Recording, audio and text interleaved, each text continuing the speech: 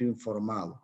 Porque cuando la persona está informada, cuando la persona está educada, cuando la persona conoce, puede saber mejor qué hacer para protegerse y para proteger a los suyos y que no nos pille desprevenidos, porque efectivamente este es un trance que va a durar un tiempo considerable.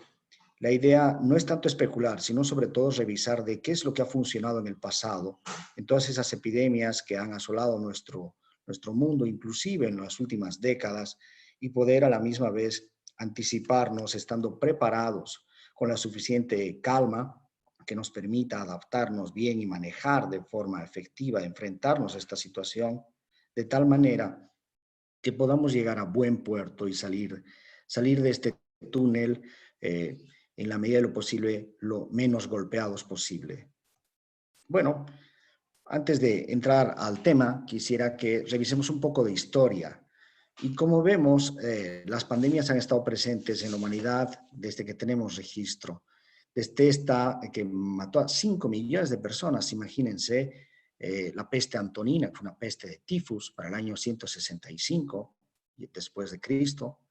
En las Américas, la epidemia o la pandemia que más asoló fue hace 500 años, una epidemia de viruela que mató al Inca Huayna Cápac y provocó una guerra civil entre Huáscar y Atahualpa. Se dice que 9 de cada 10 americanos nativos murieron producto de la viruela. Más adelante, en Santa Cruz, para el año 1665, la peste va a asolar y los registros señalan que 1 de cada 10 falleció en nuestra ciudad producto de esta peste. El fenómeno más parecido a lo que estamos viviendo es la gripe española. El año 1918, 1920, 21, que dura en algunos lugares, llegó a Bolivia, algo de lo cual casi nunca se habla. 100.000 personas murieron en Bolivia producto de la peste, de la gripe española. Hay que tomar en cuenta que para entonces en Bolivia vivía 1.700.000 personas, por lo que tenemos ya experiencia como nación enfrentar este tipo de pandemias. La más reciente, la que se tiene memoria, es la pandemia del cólera para principios de los años 90, de la última década del siglo XX, donde un esfuerzo coordinado de médicos, de trabajadores de salud en general, de educadores, educaron a la población y se pudo salir airosos de esa pandemia que se llevó más de 400 bolivianos por delante, pero a pesar de que enfermaron decenas de miles, las bajas no fueron tan mayúsculas como se esperaba. Por lo tanto, estas experiencias nos han enseñado, nos han preparado para hacer lo que hoy es imperativo para cuidar nuestras familias, para cuidar nosotros mismos. Este es nuestro temario. Lo que voy a pretender es hablar de algunas investigaciones de lo que sabemos respecto al comportamiento del ser humano en medio de una pandemia y cómo esto afecta a su salud mental. Hablaré de algunas recomendaciones puntuales. Evidentemente el ser humano es diverso, esta pandemia toca a cada uno de nosotros en diferentes épocas de nuestra vida y no todo aplica a todos. Sin embargo, he tratado de reflejar el consenso de lo que los científicos nos señalan y que ha demostrado ser de utilidad en otras ocasiones. Estos principios generales que quizás sean un poco repetitivos, pero lo que he querido es sobre todo ser muy concreto de tal manera que esto nos permite tener información simple, concisa, pero que sea útil, que sea principalmente útil y no sean solamente consejos de cocina, sino recomendaciones avaladas por la evidencia científica. Posteriormente, pues mi deseo es poder establecer algunos marcos para cultivar una vida mejor, porque esta situación de infortunio también nos está llevando a rever muchas de las cosas que valoramos, que creemos, y trabajar por ese bienestar psicológico, no solo para salir de la pandemia, sino también para ir más allá en la construcción de un ser humano más integral, más satisfecho, que pueda también poner atención a lo que es su salud mental. Ciertamente, este es un tema en desarrollo, ¿no? Y muchas personas en este momento están sintiendo que es casi una vacación, pero en la medida que la cuarentena avanza, que el tiempo se alarga, En la medida que cuando salgamos de nuestras casas encontremos un mundo distinto, vamos a ver que esta vivencia positiva no se va a sostener a lo largo del tiempo y vamos a desarrollar habilidades para adaptarnos, para sobrevivir, para salir adelante, y espero que los próximos minutos contribuyan en ese trance. Antes que nada, bueno, partir de este principio, que los tiempos que vivimos son anormales. Si usted se siente ansioso, estresado, angustiado, no se sienta culpable. No espere ser un Ironman o una mujer de hierro, porque realmente están pasando cosas muy difíciles, cosas que pasan una vez cada 100 años. Sin embargo, una vez pasado el miedo, una vez pasada la ansiedad, la angustia, es necesario regular nuestras emociones, poner un límite a esas preocupaciones para poder adaptarnos, para poder enfrentar la situación de una manera funcional. Esto es lo que adelantaba, ¿no? Cada uno de nosotros es distinto, cada uno de nosotros está reaccionando de forma diferente, está en épocas diferentes de su vida. Sin embargo, obedecemos a una naturaleza humana y hay cosas comprobadas que nos pueden ayudar a poder lidiar con estas situaciones conflictivas y, cómo no, a cultivar valores como un producto de esta experiencia. Bueno, permítanme reflejarles este cuadro que vemos, ¿no? Un hombre escapando de un oso, y eso es lo que haríamos casi todos, excepto un cazador o alguien que sea adicto a la adrenalina y quisiera enfrentar al oso. Pero la mayoría de nosotros, si vemos un oso, vamos a reconocer que es una amenaza, que es un peligro, que nuestra vida está en riesgo y vamos a correr. Y mientras corremos, bueno, nuestro corazón va a parecer que está por estallar, que late a 1000 por hora. Vamos a sentir mucho miedo. Gracias a ese miedo, a esa emoción subjetiva, vamos a poder poner en servicio de salvar nuestra vida todos nuestros recursos fisiológicos, subjetivos, cognitivos para poder escapar. Este es nuestro instinto de supervivencia y gracias a él hemos sobrevivido como especie humana en la faz de la Tierra. Pero hay ocasiones donde de pronto no es un oso, ¿no? De pronto la situación es algo más sofisticado o es una situación de la que no te puedes escapar corriendo, no puedes pelear contra esa amenaza. Y esas situaciones, bueno, desencadenan reacciones de estrés donde el corazón late muy rápido porque necesita mandar sangre a los músculos, necesita mandar sangre al cuerpo que está en un estado de alarma. El cuerpo necesita más oxígeno, va a respirar muy rápido, eso puede generar aturdimiento. También va a desencadenar una serie de reacciones hormonales como la actividad de las glándulas suprarrenales, la liberación de adrenalina, que eso se suele sentir casi como un picor, como adormecimiento, como que me pasa corriente sanguínea, me pasa corriente eléctrica. La persona puede llegar a ponerse pálida, a temblar o a ponerse por el contrario roja. En este propósito de escapar del peligro, el cuerpo está acelerado, está pensando que de esa manera va a poder escapar. Sin embargo, al ser una amenaza más sofisticada, esto muchas veces no va a ser posible. En nuestra vida diaria lo sentimos algunos más que otros, inclusive vamos a sentirlo a través de alteraciones gástricas, ¿no? Como es el intestino irritable, que efectivamente la persona muy estresada tiene esa necesidad de ir al baño y es producto de que el organismo que ha heredado este mecanismo de sobrevivencia piensa que si elimina todo lo que tiene, así sea unos gramitos de más, va a poder correr más ligero o va a poder actuar de una forma más enérgica para defenderse. Miren cómo este instinto de supervivencia heredado de nuestros ancestros por miles de años hoy se pone de forma automática al servicio de nuestra sobrevivencia, pero desafortunadamente no es tan fácil como correr y se acabó el peligro, porque además inclusive cuando se ha acabado el peligro o cuando nos han dicho que no está algo tan peligroso, nuestro organismo se enciende a la mitad de la noche o se enciende cuando queremos relajarnos y aparece ese reflejo, ¿no? De lucha, huida, donde otra vez el corazón late, se dilatan las pupilas, nos ponemos pálidos, rojos, temblamos, pensando que hay un peligro inminente, pero esta vez no es algo objetivo, sino es más el pensamiento, es más el sentimiento, es la emoción. Y hoy pasa pasa eso, ¿no? Pasa eso, que muchas personas están viviendo así porque este enemigo es un virus invisible que no podemos ver, en un mundo de mucha incertidumbre, donde las autoridades de salud no siempre hablan claro, donde los plazos se van alargando, donde hay miedo por perder a nuestros mayores o que se enfermen nuestros hijos, o cuando avisoramos el futuro y el horizonte económico se ve conflictivo, se va a generar este estrés, esta ansiedad que necesita ser regulada, necesita ser comprendida, conocida para poder intervenir. Ahora, este estrés producido por este contexto, por una situación adversa, hará que reaccionemos a diferentes niveles. Un nivel es el fisiológico o el físico, todo esto que he descrito, ¿no? Son sensaciones físicas, es nuestro cuerpo que realmente está acelerado, que realmente está asustado, alarmado. Pero también hay la dimensión subjetiva, la dimensión emocional.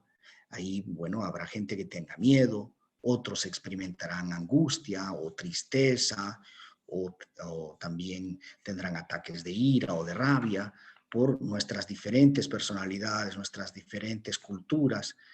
Este estrés se va a manifestar también emocionalmente y, cómo no, también lo vamos a experimentar de manera cognitiva, de manera intelectual, cuando vamos a ver que de pronto nuestra atención, nuestra concentración, nuestra memoria no es la misma. Pero a la vez hay que recalcar que muchas veces estamos estresados y no nos damos cuenta, como un fenómeno inconsciente que nos lleva a sesgar la información que recibimos o las vivencias que experimentamos, las interpretamos de una manera distorsionada por este estrés que probablemente no nos hemos dado cuenta cuánto nos estaba afectando y hemos tratado de hacer tripas corazón y echar para adelante porque los demás dependían de nosotros. Sin embargo, este enemigo se estaba menoscabando internamente. Entender cómo ocurre este estrés nos va a ayudar a poder lidiar con ello. Y tenemos también las características que, dependiendo a qué época de la vida se presenta, va a tener tal o cual impacto. Probablemente el estrés temprano es el que más marca en la vida de un sujeto. La niñez temprana, situaciones adversas donde le pasa algo a los niños, situaciones que no son bien manejadas por los adultos o situaciones que escapan del control de la buena intención que puede tener la familia, como por ejemplo un divorcio que puede marcar la trayectoria de un niño. Pero es curioso porque aun cuando esto sería una experiencia estresante, estrés agudo, que se separen los padres, también es cierto que se ha visto que el estrés crónico, así sea estrés crónico de baja intensidad, puede afectar severamente al niño. Esto nos lleva a un conflicto, ¿no? Cuando dice, no me quiero separar porque no quiero que sufran mis hijos, pero me quedo casado o casada y hay peleas constantes o hay desamor o es un ambiente de desprecio que también estresa al niño, que probablemente no está llorando todos los días, pero esto le está consumiendo por dentro. También el estrés crónico se aplica a nosotros, ¿no? Cuando tenemos que vivir estas situaciones que no parecen tener un fin y que suelen ser las más marcantes. Estas experiencias prolongadas donde va a depender mucho de la intensidad, pero también va a depender mucho de la duración. Se dice que mientras más tiempo dure la cuarentena, el aislamiento, más problemas vamos a tener, ya que estos mecanismos eh, movilizados al servicio de la adaptación van agotándose, van finalizando su efectividad y dan curso a lo que será el estrés. Aunque la mayoría de nosotros pues estamos en esta situación, ¿no? Estamos en el estrés agudo, una situación puntual, un evento, y estamos reaccionando de forma diferente según nuestra trayectoria vital, según cómo nos ha tocado. Hay gente que ya estaba sentida, tal vez económicamente, o tal vez estaba viviendo alguna situación puntual que esto ha hecho que le golpee más, haciendo que nuestra respuesta sea heterogénea. Por lo que importa a la hora del estrés el tiempo con el cual hemos estado inmersos en él, la etapa de nuestra vida, la intensidad. Ahora, este estrés, decía yo, que no necesariamente es malo. El estrés bajo, por ejemplo, es necesario para que ese estudiante se conecte a sus lecciones online y pueda seguir eh, las clases, pueda dar sus exámenes, porque si ese estudiante pues está muy relajado y ve el Netflix todos los días y no se asusta porque hoy faltó a clase o porque no hizo la tarea, probablemente su desempeño va a ser más bajo y académicamente va a tener más problemas. Probablemente ese estudiante no va a rendir todo lo que pudiese él dar. Sin embargo, esta respuesta heterogénea a cada uno de nosotros, a algunos les ayudará mucho este estrés, a otros probablemente puede generar una respuesta más efectiva. Porque es curioso, cuando hay estrés moderado, saca lo mejor de nosotros mismos. Cuando atravesamos situaciones problemáticas, a veces nos hacemos mejores personas al superarlas o al aprender cosas. Y esto se debe a que nuestro cuerpo, nuestra mente, al tratar de sobrevivir, se percata de cosas que nos permitirán ser mejores personas. Pero cuando el estrés se prolonga, ahí vamos a tener lo que es el agotamiento. El agotamiento, el cansancio, donde la persona no da más, donde ha hecho lo mejor que ha podido, pero al perseverar este estrés empieza a desgastarle. Y si además este estrés crónico, duradero, es intenso, ahí se abre la puerta a los trastornos mentales, a los trastornos de ansiedad, de depresión, a los colapsos emocionales, al quiebre tóxico, o mejor dicho, al quiebre emocional producido por un estrés tóxico. En definitiva, el estrés es un fenómeno destinado a que nos adaptemos, pero va a depender mucho de nuestras capacidades o de las características del contexto para que podamos hacerlo o no. Vivir sin estrés implicaría que probablemente como seres humanos seguiríamos viviendo en las cavernas porque no nos hubiese preocupado el frío o comer de una manera más variada. Un poco de estrés ayuda. Estrés moderado en situaciones puntuales es necesario, saca lo mejor de nosotros.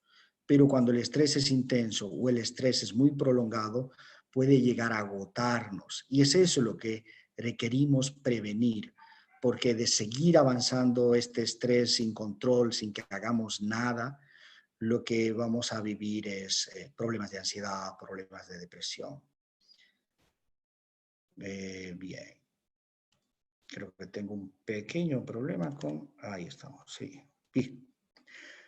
Bien, entonces, las portadas de los periódicos hoy hablan del virus, de la infección, de las muertes, y claro que son preocupantes. Cuando hablamos de la pandemia, hablamos también de fenómenos psicológicos, y son los fenómenos psicológicos los que van a dejar huellas más prolongadas en la psiquis de la población. Va a haber más personas afectadas por los problemas emocionales que por los problemas físicos. Ahora, en esta primera ola, pues lo que encontramos es gente que efectivamente está falleciendo, gente que está muy enferma o gente que necesita cuidados intensivos. Pero en cuestión de tiempo, esto durará menos. La segunda ola son esos pacientes que han dejado de ir al hospital porque tienen miedo a contagiarse o que de pronto el sistema de salud ya no tiene recursos para ellos porque todos han estado dirigidos a enfrentar a los pacientes agudos. La tercera ola son esos pacientes con enfermedad crónica que van a ir descompensándose a la larga por esa persona diabética que dejó de ir a sus controles o que ya no pudo acceder a la insulina, o esta persona hipertensa que durante la pandemia descontroló su alimentación y comió nuevamente alimentos salados. Pero la ola de la salud mental no solo es la más grande, sino es la más duradera.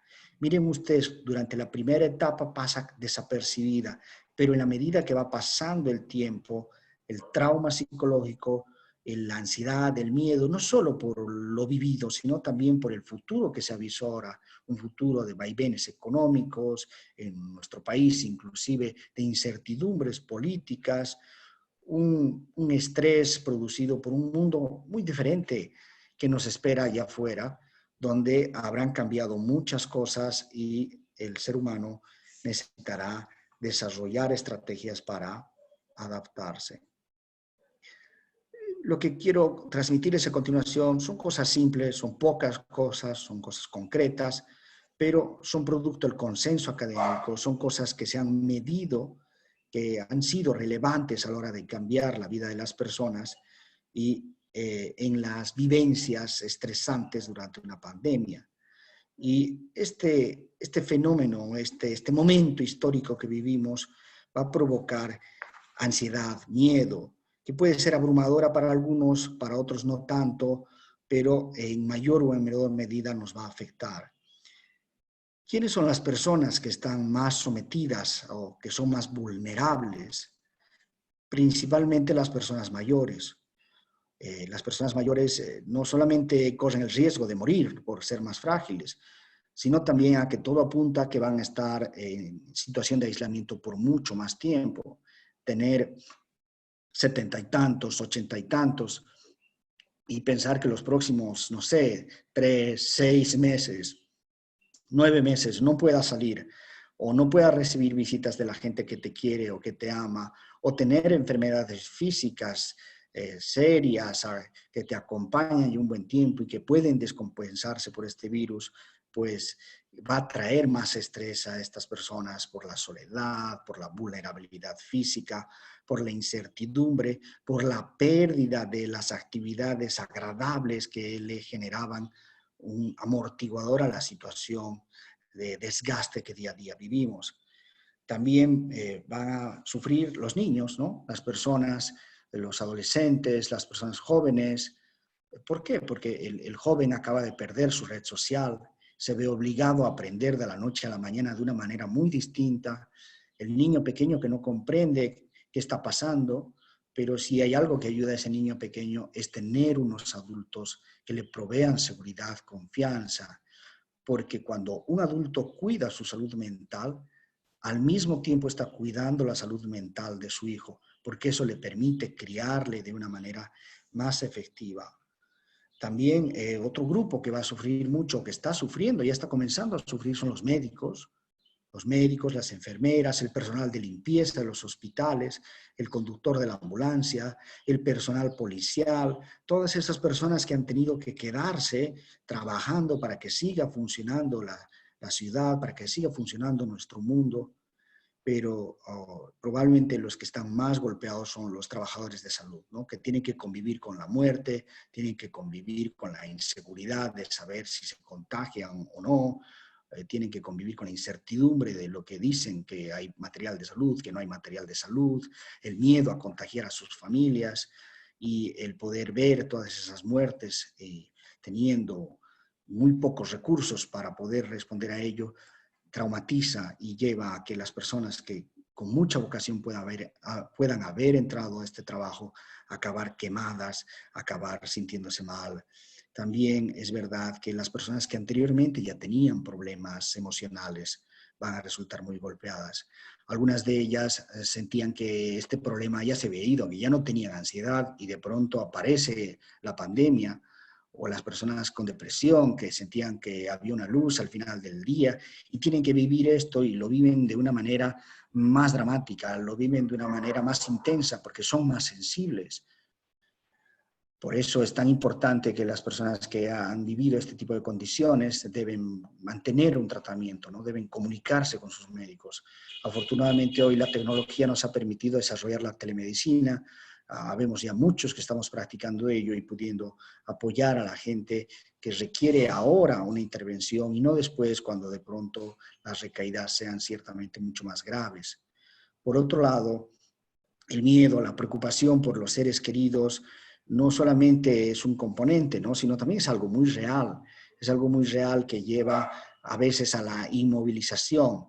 Esta gente que no quiere visitar a sus padres para no enfermarlos, pero a la misma vez no quiere llamarles porque no sabe qué decirles, porque tiene miedo que se pongan mal mientras hablan, y esto lleva a ciertamente quedarse atrapado. Por otro lado, esta cuarentena ha llevado a cambios en los patrones del sueño. Si hay algo que los psiquiatras decimos es un signo vital de la salud mental, es el sueño. Y el sueño a deshoras, el sueño excesivo o el sueño cortado, por estar sometido a mucha televisión o a muchas redes sociales, va generando más debilitamiento emocional, con lo cual va a venir la ansiedad, va a venir el estrés. Ni que se diga los cambios en la alimentación, ya que bien conocido es el hecho de que la gente cuando está estresada suele preferir alimentos con sal, alimentos azucarados. Esto se debe a que cuando se los ingiere se libera energía rápidamente y esa liberación de energía se siente casi como un consuelo. Es casi como si la comida te dijera, ya, todo está bien, va a pasar, pero obviamente esto no es sustentable y va a traer problemas de salud y peor aún a quienes ya tenían una condición médica previa, empeorando sus problemas de salud, o aquellas personas que de pronto empiezan a beber o ya bebían y hoy ante este encierro el consumo se hace mayor y genera más dificultades, no solo para la persona, sino también para su familia que contempla este cuadro. Bien, pero además de ver este panorama y ver estas características, ¿qué situaciones, o mejor dicho, qué recomendaciones son ampliamente aceptadas por la comunidad médica, psicológica, y nos dicen que es muy importante mantenerse conectado? Porque aquella persona que organizaba un churrasco los fines de semana con su familia y que esto le generaba mucha paz o el momento de diversión, hoy ya no lo tiene. O esa persona que se iba a tomar el cafecito con las amigas o iba a la fraternidad, ya no tiene esta oportunidad.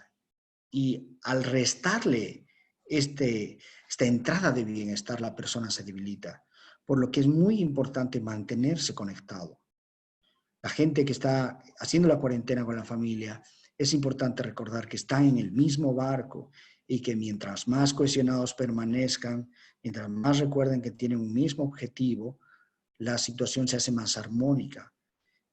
Las otras personas que de pronto están solas o de la familia, además de traerles esta paz, también es necesario poder hablar con otra persona con la cual te sientas apoyado y quieres recurrir a los amigos.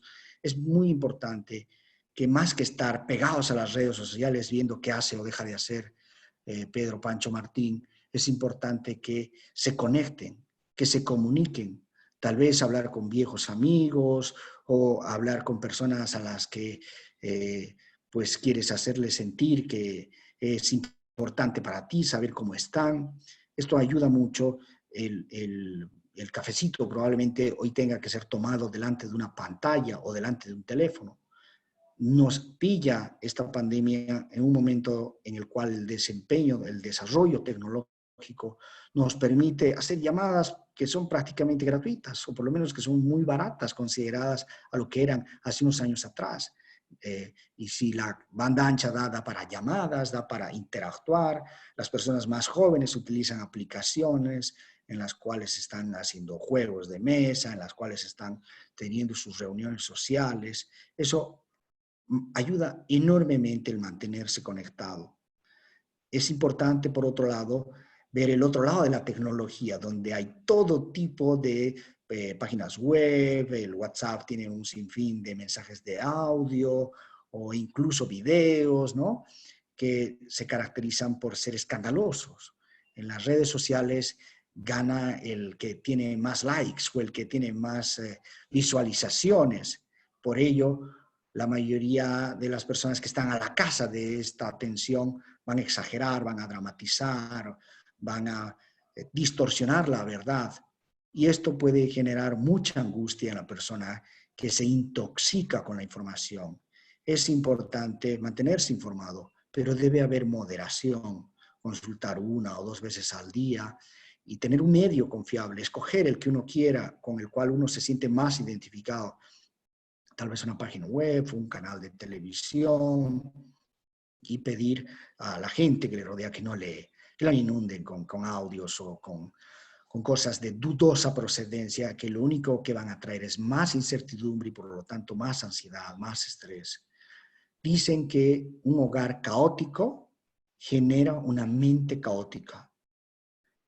es notorio cómo el estudio sobre lo que es el ambiente en el que vivimos se traduce en que mientras más ordenada está nuestra casa, más ordenada está nuestra habitación, la mente funciona de forma más clara. Inclusive el poder ordenar trae satisfacción a la persona, le da una sensación de control. Mantener el orden de nuestras cosas, de nuestros documentos, de nuestras tareas, si somos estudiantes, va a generar en la persona sensación de control y esto va a ayudar a aliviar ese estrés de la pandemia. Por otro lado, es importante practicar aquellas cosas que nos hacían bien, que hoy no se pueden, pero quizás si nos adaptamos, quizás esa persona que salía a correr, hoy puede hacer sentadillas, puede hacer flexiones, o quien tenga un jardín, de pronto desarrolle una afición por la jardinería, o cualquier otro pasatiempo que alguna vez quiso uno hacer y no lo hizo, o aprender algo nuevo. Gracias al Internet hoy hay todo tipo de cursos, algunos, muchos gratuitos, diría yo.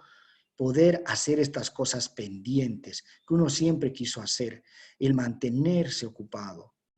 Por otro lado, la rutina, el orden, la estructura. Si queremos tener una mente que nos ayude a superar esto, le tenemos que dar orden, una rutina, predictibilidad en un ambiente tan caótico donde no sabemos qué nos dicen mañana del virus o de la cuarentena, cuánto va a durar. El poder tener esta rutina, una vez más, te da la sensación de control. Y esta sensación de control te da bienestar, te satisface. Bien, ¿qué podemos pensar a futuro, además de estos 5 puntos que hemos señalado, que han ayudado en otras pandemias, que han ayudado en otras situaciones de cuarentena? Hay que pensar en cultivar valores, valores que nos van a ayudar, no solo ahora, sino también para el futuro. El primer valor es la tolerancia, el poder mantener una relación armoniosa, colaborativa, participativa con los demás, el poder trabajar en función a la solución de los problemas, porque ciertamente no podré ir a trabajar como siempre, pero sí puedo pensar en nuevas formas de generar recursos a futuro, tolerando esta situación más que pretendiendo que las cosas no sean como son, porque eso nos va a llevar a tropezar contra un muro y que mientras más uno quiera atravesar ese muro, más cabezazos se dará y peor la pasará. En cambio, retroceder, tolerar, aceptar que esa pared es un muro de concreto, tal vez nos permita retroceder para darnos cuenta que del otro lado, donde no habíamos visto, hay una ventana a través de la cual podamos salir o podamos interactuar con la gente de fuera.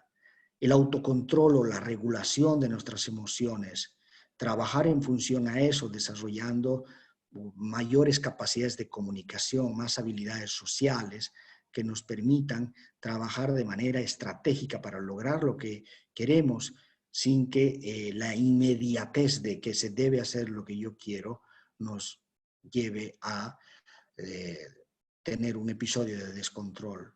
Y probablemente la habilidad, el valor más importante es la flexibilidad, porque si algo ha caracterizado al género humano es la adaptación. Nos hemos adaptado a los 5 continentes, nos hemos adaptado incluso a las condiciones de la vida en el espacio exterior, siendo flexibles, porque aquel que quiere ir a vivir a Potosí y vestirse como se vestía en Santa Cruz, seguramente se va a resfriar y se va a morir de una neumonía.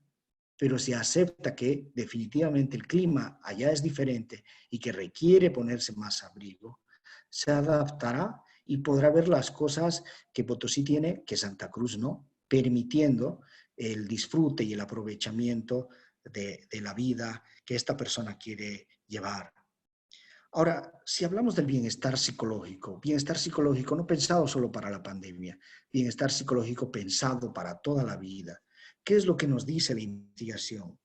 Lo que nos dice es una verdad de perogrullo, que somos seres sociales. Vivimos en función a los demás. El relacionarnos con los otros nos hace bastante bien, siempre y cuando nuestras relaciones sean adaptativas, funcionales y maduras. Miren, por ejemplo, alguna gente aprovechando esta pandemia, está llamando por teléfono a alguien a quien creen que deben algo, o mejor dicho, a alguien a quien quieren agradecer. Oye, fulano, hace 10 años hiciste eso, muchas gracias. O no, nunca te lo dije, te agradezco. Las emociones son contagiosas. Nos contagiamos de las emociones de los demás. Nuestros vínculos son en gran parte los responsables de que nos sintamos bien o que nos sintamos mal. Poder tratar a los demás con amabilidad, con asertividad, con límites, y creo yo que el agradecimiento es uno de los puntos más importantes a desarrollar, nos va a ayudar a sentirnos mejor de aquí a toda la vida. La vida con propósito. Los diferentes trabajos de investigación señalan que las personas que sienten que viven con un motivo, con un para qué, con un por qué, más, independientemente de lo que coman, beban, de su procedencia étnica o inclusive de su situación económica. El tener un motivo para vivir, el actuar en función a un propósito mayor y no solamente en piloto automático para sobrevivir. El aquí y el ahora también es importante. El concentrarnos en lo que estamos haciendo. Dicen que actualmente hay personas que están pensando y pensando, ¿no? Pensando y pensando qué va a pasar, qué van a hacer, y eso los paraliza. En vez de prepararles con mejores actitudes, aptitudes para lo que viene, el pensar y pensar los detiene en ese tiempo, no les permite darse cuenta de lo que está pasando a su alrededor. Pero trabajar en el aquí y el ahora no solo es la productividad de trabajo, trabajo o deber. No es casualidad que las grandes mentes, los grandes personajes de la historia también han tenido grandes aficiones, grandes pasatiempos. La mente no descansa cuando después de trabajar o después de hacer lo que tienes que hacer, lees en las redes sociales o estás viendo la televisión. La actividad pasiva, curiosamente, cansa más. En cambio, cuando esa persona que de pronto es un abogado y llega a su casa y se dedica a la carpintería o a coleccionar tal o cual cosa o a aprender una nueva habilidad, curiosamente se va a sentir más descansado, con más energía después de esa actividad que aquel que ha dormido 10, 15 horas o ese que ha estado en una maratón de Netflix viendo 5 horas al día su televisor. Entonces, las actividades gratas, los espacios lúdicos son muy importantes. No importa dónde estemos o la situación que tengamos, siempre hay una chance para hacer algo grato, algo de disfrute, no con un objetivo necesariamente económico, ¿no? Sino pensando en esas otras necesidades que tenemos. Y finalmente, la autoconciencia. No por nada los antiguos decían, aprende a conocerte a ti mismo, y la autoconciencia se desarrolla a veces en espacios profesionales, trabajando con un psicoterapeuta, con un psicólogo, una psicóloga, en otras ocasiones desarrollando la meditación o el mindfulness, o a veces en algunos espacios religiosos, el poder percatarnos qué somos, quiénes somos, entender qué nos dice esta crisis, este miedo, ¿para qué es? ¿En función de qué? Y a veces, yo diría la mayoría de las veces, vamos a encontrar que esta crisis va a dar paso a esas oportunidades para hacer un quiebre en la vida de uno. Ya casi finalizando, quiero mencionarles a Steven Taylor, es un psicólogo australiano que se dedica a trabajar con personas con trastorno de ansiedad por enfermedad, lo que antes se llamaba hipocondria. Y bueno, él se puso a pensar y a revisar si realmente había peligros, ¿no? Como el hipocondríaco suele ver que hay una enfermedad cada vuelta a la esquina. Y él descubrió el trabajo de los virólogos, ¿no? Y los virólogos hace más de 10 años vienen diciendo que venía una pandemia, advirtiéndonos que la forma en la que se consumían algunos alimentos nos acercaba al desarrollo de una pandemia. Así que se puso a estudiar sobre este tema y se percató, revisando todas las pandemias que hemos vivido, que la pandemia por infección es también una pandemia psicológica. El libro de él fue muy difícil de publicar. Los editores le decían, nadie va a estar interesado en este tipo de temas. Miren lo que es la vida. Principios de diciembre del 2019 salió publicado su libro, un poco antes del inicio del brote de COVID-19. Y buena parte de las cosas que él predijo en su libro se están cumpliendo. Y no porque sea pues un adivino, sino que la ciencia nos permite hacer predicciones. Un par de cosas que aún no se han cumplido y que es tiempo al tiempo. Él dice en el libro que va a haber un repunte del altruismo, de este sentido de comunidad. El individualismo, ni duda cabe, es algo bueno, la libertad del individuo, pero hay que hacer el balance con lo colectivo, porque al dar al otro, al pensar en la comunidad, la persona también se va a sentir bien y va a sentir su vida que tiene mayor propósito. Veamos qué nos dicen los próximos meses, si realmente vamos a ver que esta crisis nos va a traer más altruismo, más humanidad en nuestras comunidades. Y la segunda predicción que hizo, y que todavía es muy pronto para saber, y ojalá no, él dice que habrá muchas personas que no van a querer vacunarse cuando se lance la vacuna contra el COVID-19.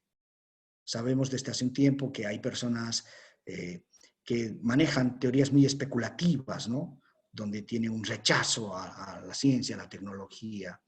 Y es importante, creo yo, este tipo de eventos porque nos permite desmitificar, espero que conversemos muy pronto lo que son sus preguntas y poder aportar lo que hemos aprendido como género humano durante miles de años. Esto ya nos ha pasado como humanidad para poder realmente proteger a nuestra sociedad, a nuestras familias, a nosotros como individuos y no caigamos en esos desvíos que generen más problemas y desechemos estas oportunidades que probablemente van a darnos, quién sabe, quizás un renacer.